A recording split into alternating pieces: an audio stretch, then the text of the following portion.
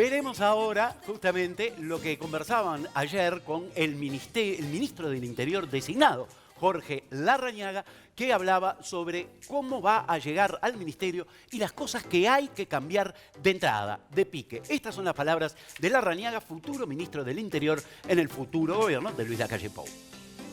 Hemos conversado también sobre el tema de la ley de urgente consideración y algunos aspectos que vamos a aportar en temas que hacen al funcionamiento de la policía, que aseguren mayor presencia policial en todo el país. Tenemos algunos mecanismos que vamos a incorporar en la ley.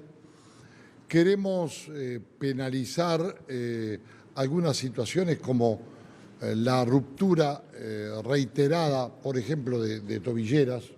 Vamos a tener acciones muy decididas en el tema de la seguridad rural y el abigeato. Y vamos a tener también ya definiciones en áreas sensibles como es el hospital policial, la División de Servicios de Asuntos Sociales del Ministerio del Interior, el Instituto del INR de Rehabilitación y los centros de reclusión carcelaria. Estuvimos conversando en esta área, van a haber cambios importantes en la conducción del INR.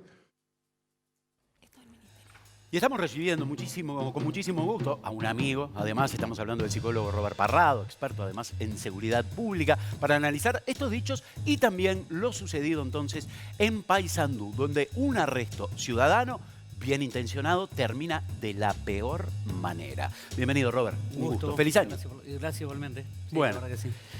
¿Cuál es tu lectura de los hechos de Paysandú, una vez habiendo trascendido las imágenes, que para mi gusto ver más de una vez ya implica cierto morbo absolutamente innecesario? Sí, en el caso de uno lo tiene que mirar un par de veces para analizarlo, pero sí, la preocupación fundamental es que los arrestos ciudadanos, y acá es bueno también aclararle a la población, que quien tiene la facultad de la detención completa con todo lo que la norma permite al respecto son la policía, son civiles, ¿tá?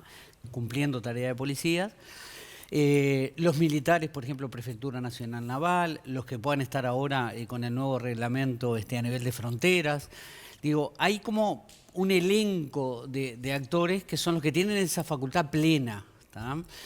Los demás siempre van a ser un arresto ciudadano que tienen que retener a la persona e inmediatamente dar cuenta y noticia a la autoridad correspondiente para entregarlo. Esa entrega implica siempre un análisis de lo que pasó, todas las valoraciones y las repercusiones que tiene. En este caso es la más grave, donde hay una persona muerta que cuando se dirime a nivel judicial tiene repercusiones como en este caso, digo, y ahí es donde uno tiene que revisar hasta dónde va, porque uno puede decir, bueno, es un acto de tu trinchera de compromiso social, de deber cívico, de estar comprometido en la lucha contra el delito, ponele el nombre que quieras, pero tiene repercusiones. Y eso uno tiene que preverlo y saber hasta dónde va. Ahora, en este caso estamos hablando de ciudadanos, las dos personas fueron imputados por homicidio, un guardia de seguridad y un cabo del ejército. Si bien había otras personas, estas son las dos personas que sobre el criminal o el delincuente, o bueno, la persona que había intentado robar, pero hasta ese momento allí no había hecho nada, terminan con la muerte de esta persona. Estas personas, que si bien son ciudadanos, ni que hablar, pero ocupan un rol, ¿no deberían tener una capacitación cuando estás trabajando en temas de seguridad? Claro, ahora, si el guardia está regulado por el Ministerio del Interior con las empresas de seguridad por la dirección que corresponde, que es el DIGEFE, pero la formación es un tema a revisar para el futuro, porque el guardia, si está armado, por ejemplo, en un determinado recinto y se le ocurre salir a fumar a la calle, tiene que dejar el arma. Por poner un ejemplo tonto. Si es sin arma, tiene otras reglas que es de disuasión. Básicamente, y pongo un ejemplo, ayer lo decía a un colega tuyo, habitualmente cuando están los guardias de seguridad, salvo en un shopping, que los viste que están como muy bien vestidos, en una tarea más de acá estoy, ojo, que no haya lío. Imaginemos el evento de Itaú, y yo le decía a un colega tuyo, ¿quién perdió ahí? Los que fueron víctimas del tiroteo, los que se tuvieron que tirar al suelo, los vecinos, las balas que entraron adentro de los domicilios, las paredes tiroteadas. El banco no pierde, porque en definitiva hay seguros, la empresa que transportaba valores tampoco. O sea, los delincuentes se llevaron el dinero. Entonces uno tiene que pensar que me consta que hay algunas empresas de seguridad que la regla es clara. Si es en el lugar donde están y están armados, van a responder en función de la realidad a la que se enfrentan.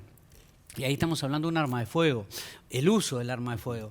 Pero los demás no tienen, y no sé si tienen el entrenamiento y la experiencia como para ese tipo de maniobras. ¿Y cuál sería la maniobra que deberían haber hecho estos funcionarios? Y mirá, la idea es retenerlo. Yo ponía un ejemplo ayer también, que ¿te acordás con el tema del INISA, cuando hubo una movida grande que retuvieron unos menores y después procesaron a funcionarios del INAU? ¿Te acordás que se habló de un protocolo donde se decía que tenía que haber una persona para un brazo, otro brazo, una pierna, otra pierna? Precisabas como 6 o 7 para retenerlo. Es muy loco plantearlo así. Vos como policía, digo, nosotros nos enseñaban maniobras que vos las podés utilizar una vez y de repente una sola persona puede llegar a retenerla sola y el compañero que está patrullando es el que te va a dar resguardo de entorno y de las repercusiones que pueda tener la persona que estás deteniendo. Pero una persona civil pura, o incluso que era militar, que no me queda claro si era de una empresa de seguridad, que quiero creer que no, porque digo, tiene que tener reglas distintas de labor, no están preparados para ese tipo de cosas. Y además en el video se ve claramente cuando la persona, que no sabemos su estado de salud al momento de la detención, hablaba y pedía aire. En realidad estaría presionado y no tenía cómo plantearlo de otra manera, ¿no? Ahí ya no me parece que sea un tema de preparación, ¿no? Porque si el tipo se está muriendo, ya está sabiendo. Lo que pasa es que ahí hay una frase, incluso, ya no vas a robar más una moto. Claro.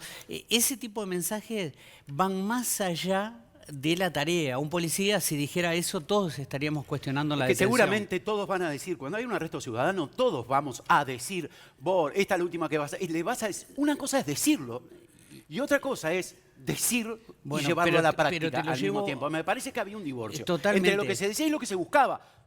Coincidió finalmente. Totalmente. Lo que pasa que acá es, mira, haciendo derecho,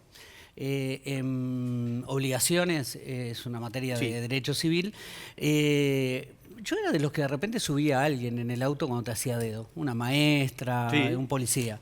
Después que cursás la materia, obviamente la aprobamos, una de las cosas que aprendés es que vos generás un contrato con esa persona de traslado, de llevada, y si le llega a pasar algo en el camino, tenés responsabilidades civiles. La mayoría no piensa en eso, no lo sabe porque no cursó la Facultad de Derecho. En este caso es igual, vos tenés a una acción una reacción. En este caso puede ser la integridad física, puede ser la vida, puede ser tu libertad, como en este caso también. Entonces hay que tener mucho cuidado, no es simplemente el impulso, sino ver qué condiciones tengo para tomar una determinada decisión. Es como rescatar a alguien en el agua, yo lo puedo hacer, me tiro, quizás lo salvo, capaz que me muero, y yo no te voy a juzgar por esa acción, pero después si hay otro tipo de repercusiones, como en este caso, es la ley, es la justicia, es el elenco normativo el que va a ver si te reprocha o no penalmente, y eso va mucho más allá de lo que tú sientas. Vaya, ¿qué consejo le darías a las personas de enfrentar, porque nadie puede prever que va a haber un delito y que podemos llegar a participar deteniendo al delincuente, ayudando a la víctima? ¿Qué es lo que tendríamos que tener en cuenta en una situación así? Uno tiene que valorar, a ver, si es para salvar una vida, yo creo que ahí es tu trinchera, es tu sentir sobre la vida, sobre lo que pensás de determinados valores en sociedad. Ahora, si estamos hablando de un potencial hurto, vos lo podés retener, y bueno, ¿querés arriesgarte?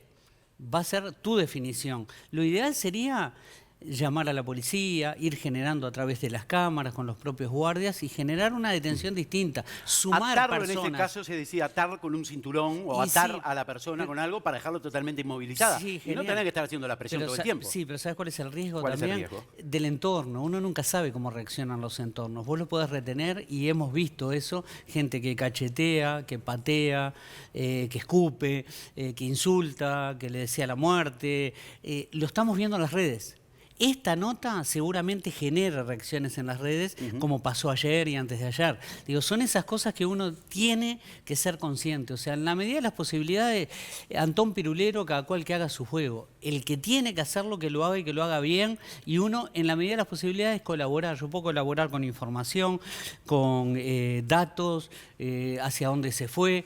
Uno tiene que valorarlo. Yo me imagino además esta situación que sucede dentro de un shopping, y es rarísimo, ¿no? Toda la gente pasando, etcétera, porque realmente la gente estaba ahí, no podía creer que estas personas iban a hacer lo que terminaron luego haciendo. Pero ¿qué pasa a campo abierto?